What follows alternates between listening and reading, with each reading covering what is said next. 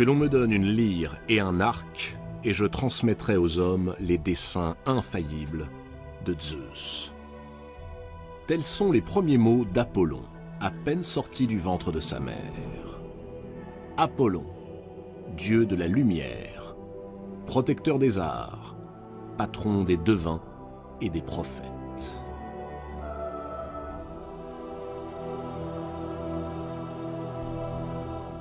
Le soleil cogne au-dessus du nouveau-né. Ou plutôt, des nouveau-nés. Car, tout près d'Apollon, sommeille sa sœur jumelle, Artémis. Autour d'eux, un paysage aride et désolé.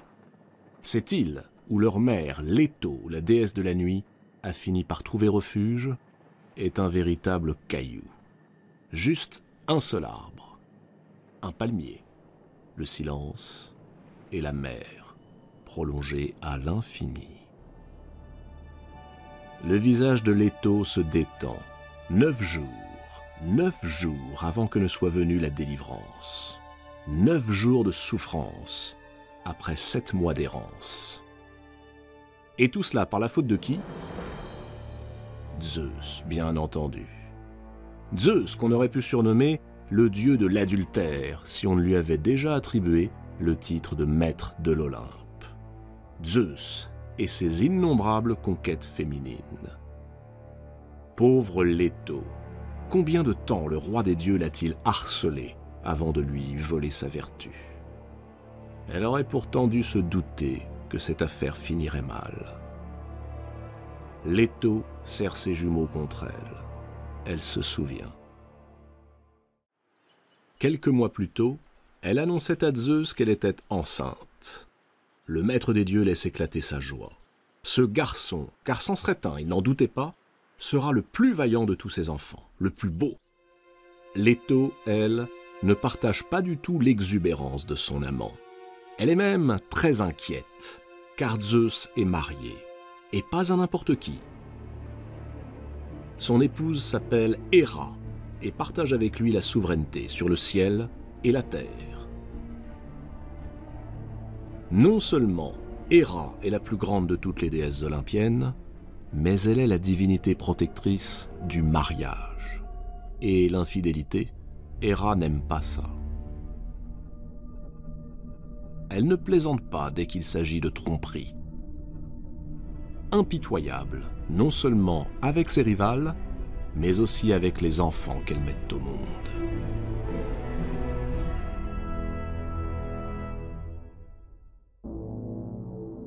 Bien sûr, Leto pourrait faire remarquer qu'elle n'a pas semé le désordre dans un couple sans histoire. Peu de temps auparavant, les cieux ont été témoins d'un nouvel éclat.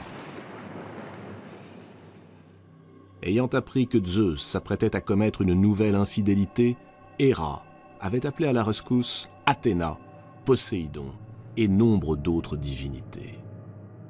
Ensemble, ils avaient tenté d'enchaîner Zeus. Hélas, le projet échoua, et la riposte du maître de l'Olympe ne se fit pas attendre. Comme Héra était à l'origine de la conspiration, Zeus la suspendit au-dessus des nuages, une enclume à chaque cheville.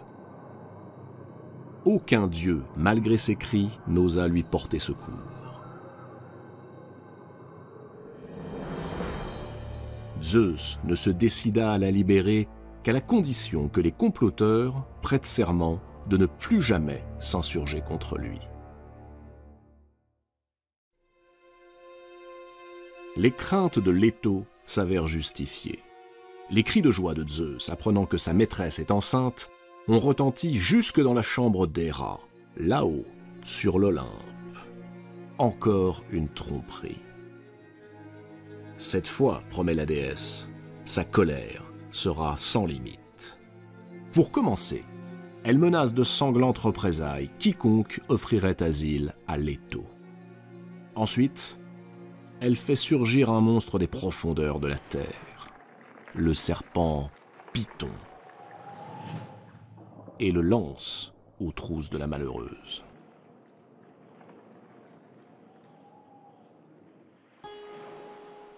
Commencent alors des semaines d'errance pour la pauvre Leto. Abandonnée de tous, désespérée, elle va de terre en terre et de ville en ville, cherchant un endroit où elle pourrait en toute sécurité mettre ses jumeaux au monde.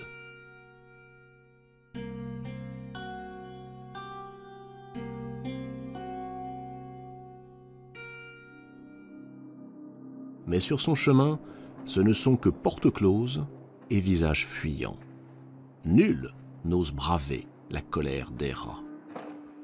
Leto se traîne, suppliante, jusqu'à ce que, saisie déjà par les premières douleurs, elle atteigne une petite île de la mer Égée, du nom d'Astéria. Astéria, c'est ainsi que se prénommait sa sœur. Autrefois, elle aussi avait subi les assauts de Zeus, mais plutôt que de céder, elle avait préféré se jeter dans la mer.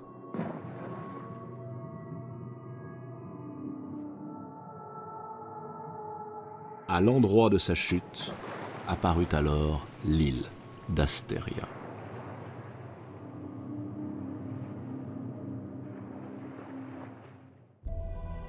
Leto se réfugie sur l'île qui fut autrefois sa sœur. Elle s'allonge au pied d'un palmier. Elle met d'abord au monde une fille, Artémis, puis un garçon, Apollon.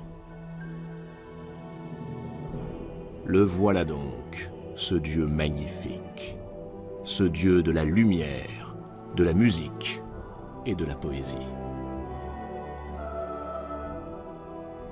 En 7 jours, le voilà qui se libère de ses langes. Il est déjà un garçon superbe, d'une force extraordinaire.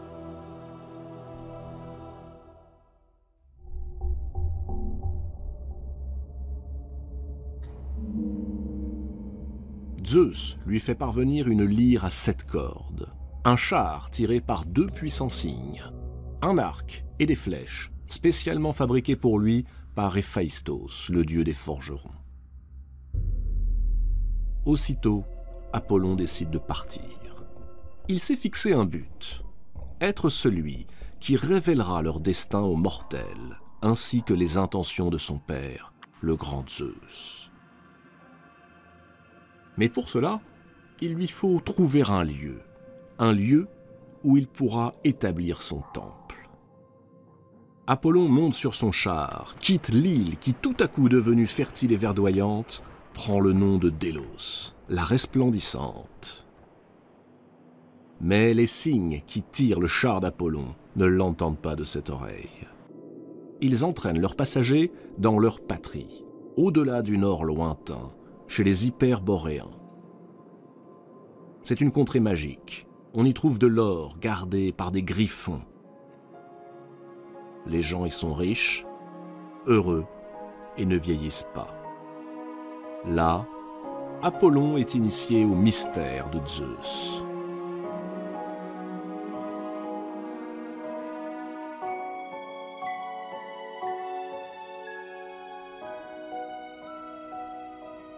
Puis il reprend son périple. Il arrive près d'une source splendide, perdue au milieu d'une forêt profonde. La gardienne des lieux est une nymphe. Elle s'appelle Telphusa.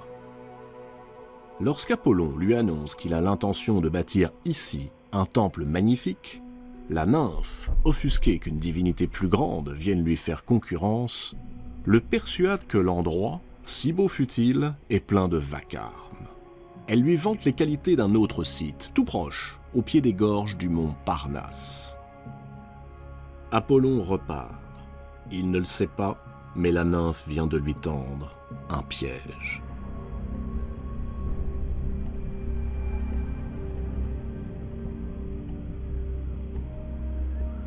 Quelques heures plus tard, Apollon découvre un magnifique vallon. L'endroit semble en effet parfait. Mais à peine commence-t-il à tracer les fondations de son temple qu'une ombre se glisse en silence derrière lui.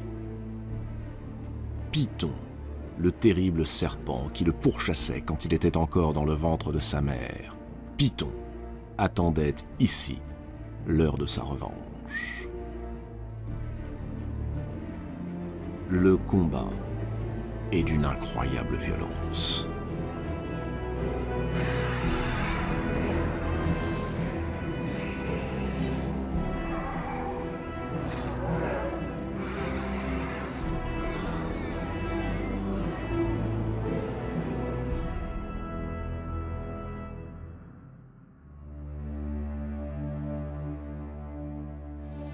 Le triomphe d'Apollon est total. Oui, mais il a tout de même tué un dieu. Gaïa, la terre-mère qui a donné naissance à Python, est furieuse. Elle rapporte aussitôt cette offense à Zeus. Zeus ordonne à son fils de se rendre dans la vallée de Tempée, afin de s'y purifier. Apollon fait davantage. En mémoire de son adversaire vaincu, il institue des cérémonies sportives et religieuses, les Jeux pythiques. Mais qu'est-ce qu'un sanctuaire sans prêtre? Alors qu'il médite face à la mer, Apollon aperçoit tout à coup un navire qui semble en péril. Il s'élance, prend la forme d'un dauphin et rejoint le bateau. À son bord, il découvre que les marins des Crétois sont à moitié morts de faim, de soif et d'épuisement. Il promet de les sauver à condition qu'ils acceptent de ne plus jamais rentrer chez eux et de le servir fidèlement. Apollon ramène le navire vers le rivage et initie les marins au secret divin. Sur le fronton de son temple, il fait graver ces mots. « Connais-toi toi-même ».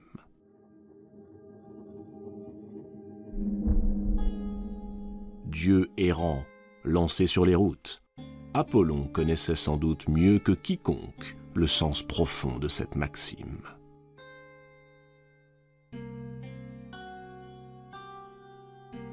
Reste à nommer ce lieu.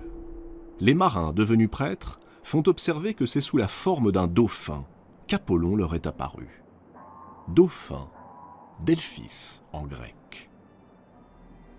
Apollon approuve. Ce site s'appellera Delphes.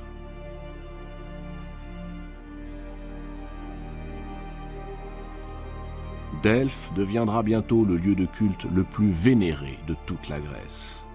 On y accourt des 4 coins du monde pour connaître le destin que les dieux réservent aux mortels. Pour cela, il faut interroger l'oracle de Delphes, la fameuse Pythie. C'est par sa bouche que le dieu est censé s'exprimer.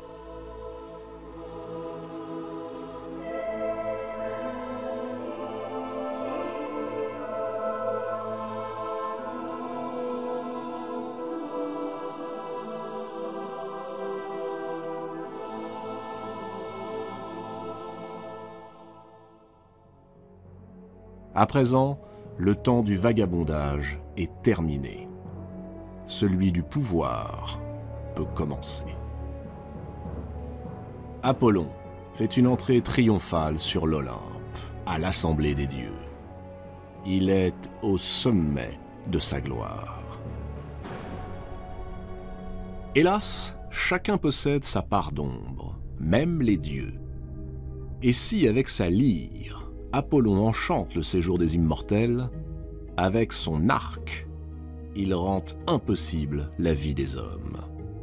Et l'on ne tarde pas à découvrir que, derrière le délicieux poète qui folâtre avec les muses, se cache un archer sanguinaire et violent. Une reine, l'arrogante Niobé, va l'apprendre à ses dépens, et elle ne sera pas la seule. Niobé règne sur la ville de Thèbes. Jadis, elle avait été aimée de Zeus, mais n'avait pas daigné lui donner d'enfant. Pourtant, Niobé était féconde. Avec son époux, Amphion, elle avait mis au monde pas moins de 14 enfants. Un jour, poussée par la jalousie et la rancœur, Niobé se vanta de sa prodigieuse fertilité, et elle railla la déesse Leto, qui, elle, n'avait eu que des jumeaux, Artémis et Apollon. offense impardonnable aux yeux d'Apollon. Alors que les enfants de Niobé sont en compagnie de leur mère sur le mont Sipyle, Apollon s'approche d'eux et, sans le moindre état d'âme, bande son arc, décoche ses flèches. 14 flèches, 14 enfants. Un carnage.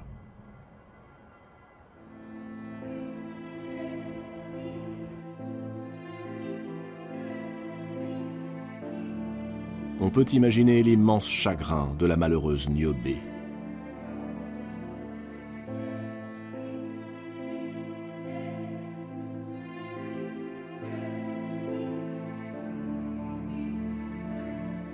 Prostrée, elle refuse de quitter la tombe de ses enfants assassinés. Les pleure jour et nuit, jusqu'à ce que Zeus, pris de pitié, la métamorphose en un rocher ruisselant de larmes. Paradoxe de ce dieu d'une grande beauté, il ne connaît que des amours déçus. Les femmes auxquelles il tient le plus lui échappent toutes, inexorablement. La plus célèbre de ces insoumises est la nymphe Daphné. Daphné consacre le plus clair de son temps à la chasse. Or un jour, Eros, le jeune dieu de l'amour, dont Apollon moque sans cesse les piètres qualités d'archer, décide de jouer un bon tour à l'orgueilleux séducteur. Il perce le cœur d'Apollon d'une flèche d'or qui le fait tomber amoureux de Daphné. Puis il frappe Daphné d'une flèche de plomb qui la rend, elle, insensible à l'amour. Apollon a beau courtiser Daphné, celle-ci se refuse obstinément. Pour ne plus avoir à supporter les avances du dieu, elle s'enfuit. Apollon se lance à sa poursuite.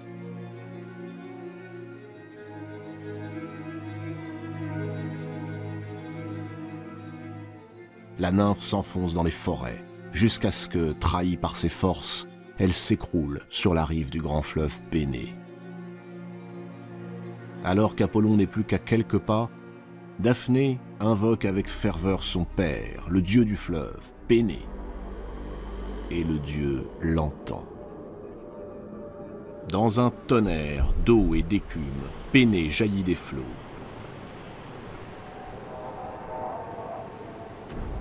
Et de la pointe de son sceptre lui touche le sein, juste à l'endroit du cœur, là où la flèche d'Eros s'était fichée. La belle Daphné sent ses membres se figer. Sa fine tunique glisse sur ses hanches et son corps se recouvre tout à coup d'une rugueuse écorce grise. Ses bras s'allongent en rameaux, ses mains deviennent pampres, son sang se fait sève et ses chevilles s'enracinent sur l'herbe tiède de la berge du fleuve. Son père vient de la changer en un magnifique laurier. Apollon se précipite sur elle, mais trop tard.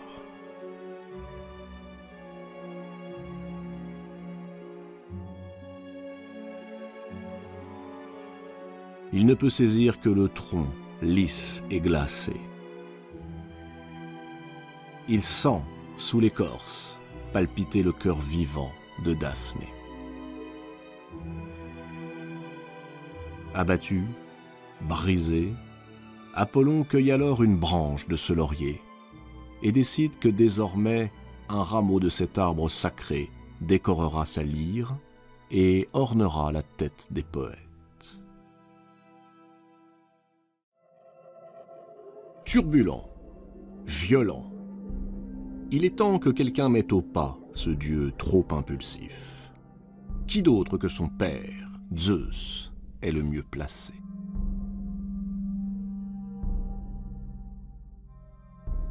Apollon vient de tomber amoureux une nouvelle fois. Elle s'appelle Coronis, c'est la fille du roi de Thessalie. Apollon et Coronis sont heureux. Coronis porte l'enfant du dieu. Mais la princesse, encore enceinte, a le malheur de succomber au charme d'un simple mortel. un dénommé Ischys. C'est un corbeau que le dieu avait chargé de veiller sur la belle, qui prévient Apollon de la trahison. Sa colère est, comme toujours, implacable.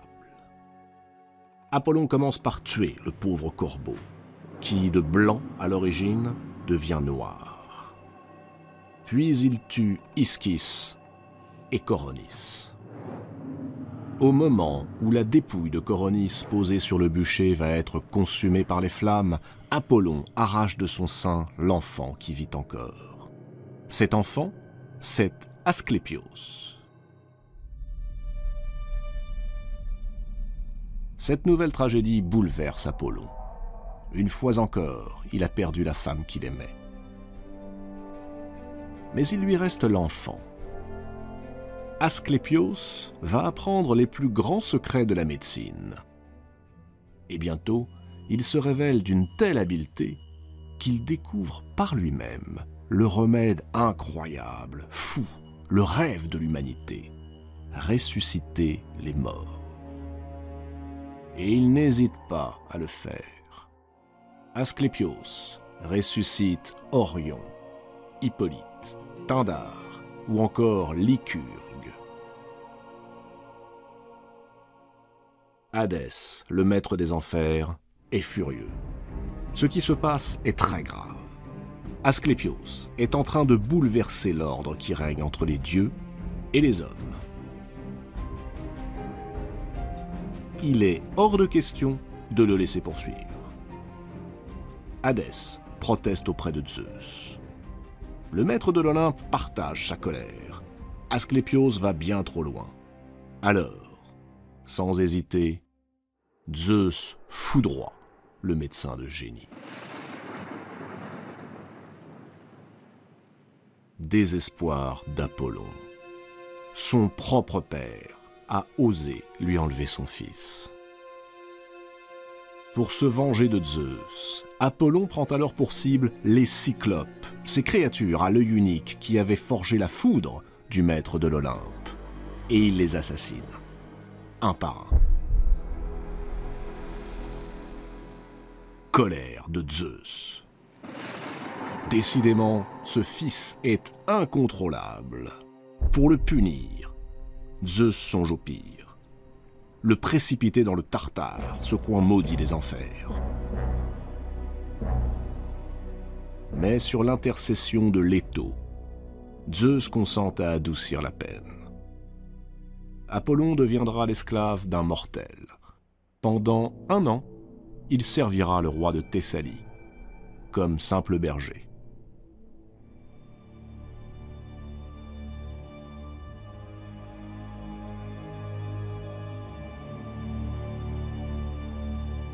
Tout est tragédie dans la vie de ce dieu.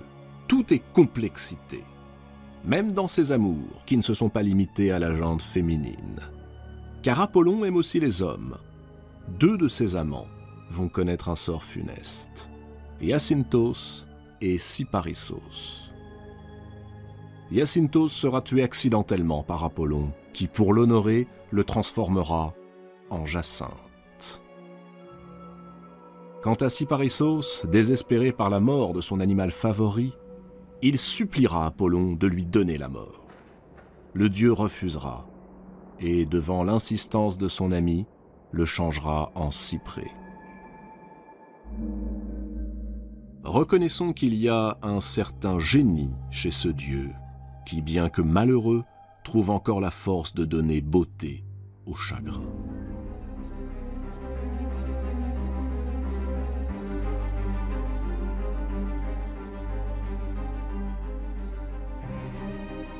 Ainsi, loin des clichés qui font de lui un dieu solaire, un dieu de la pureté et de la beauté, Apollon, à l'instar de tous les mortels, cultive les paradoxes.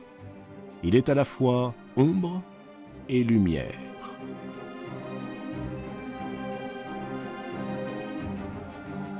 Apollon est le dieu aux multiples visages.